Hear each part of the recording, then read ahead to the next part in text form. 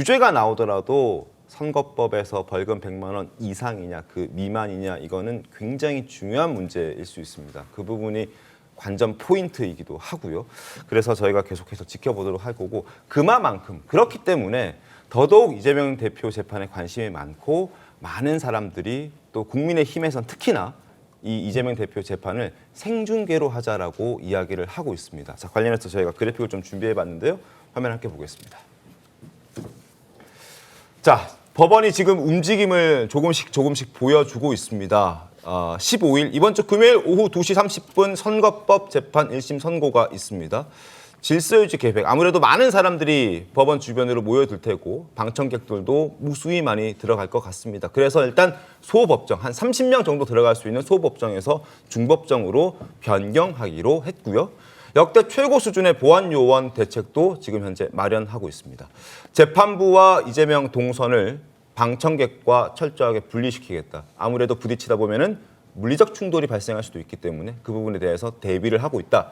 그리고 경찰 협조를 통해서 법원 안팎의 안전도 확보하겠다라고 얘기를 하고 있습니다. 또 하나, 1심 선고 생중계가 되느냐 굉장히 관심 포인트죠. 법원은 11일에서 12일 사이, 오늘과 내일 방청권 온라인 응모 추첨을 진행하고 있고요. 13일에 아마 무작위 추첨을 통해서 방청객들을 이제 선정할 계획입니다. 생중계 여부도 관심사인데 중계 장비 설치와 방청권 배부 계획을 감안하면 내일 정도 결론이 나올 전망이다. 과거 박근혜 이명박 전 대통령 1심 선고 때도 생중계를 했었는데 그때도 정확히 3일 전에 이제 생중계 여부를 결정해서 국민들께 법원이 알려줬었습니다. 그러니까 금요일 날 있을 이재명 대표의 1심 선고 재판이 만약에 생중계가 된다면 과거에 어떤 비춰봤을 때 이번 주 화요일, 그러니까 내일 결정이 나오지 않을까라는 전망이 좀 나오고 있는데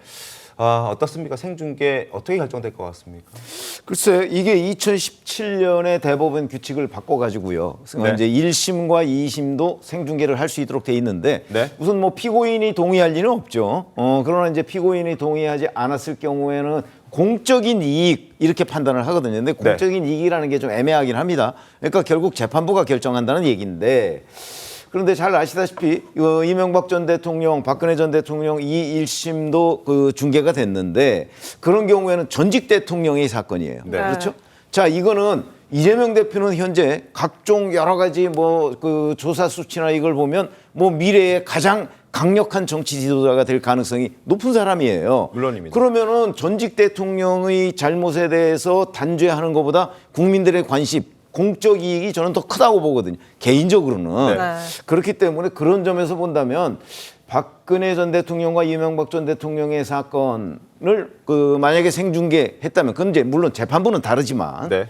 그런 기준에 맞춰 본다면 지금 이재명 대표의 1심 선고는 당연히 생중계해야 되는 거다. 저는 그렇게 보기 때문에 뭐 재판부가 어떻게 판단하는지는 한번 보시죠. 이른바 공적 이익이라는 부분에 관한 재판부의 판단이 굉장히 주목된다 이렇게 생각합니다.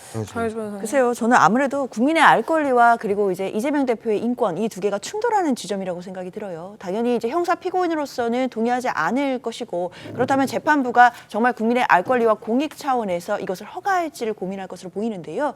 사실 저는 이번 주 금요일에 선고가 난다라고 한다면 이 선고가 거의 생중계 형식으로 속보로 나올 것이라고 보이거든요. 네. 그렇다면 이것을 굳이 재판부가 선고하는 것을 생중계할 정도까지가 필요한가라는 생각 듭니다. 그게 아니어도 어차피 가장 중요한 것은 결론일 것이기 때문에 이 결론 자체가 국민들께 생중계로 거의 속보 차원으로 뭐 소개가 되고 전달이 될 것이라고 보인다면 굳이 재판부가 생중계에 나서지는 않지 않겠나라는 생각도 듭니다.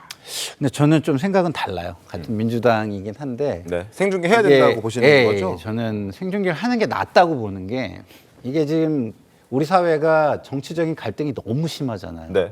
그래서 확증 편향도 심하고 남을 믿지 않으려는 성향도 너무 강하거든요.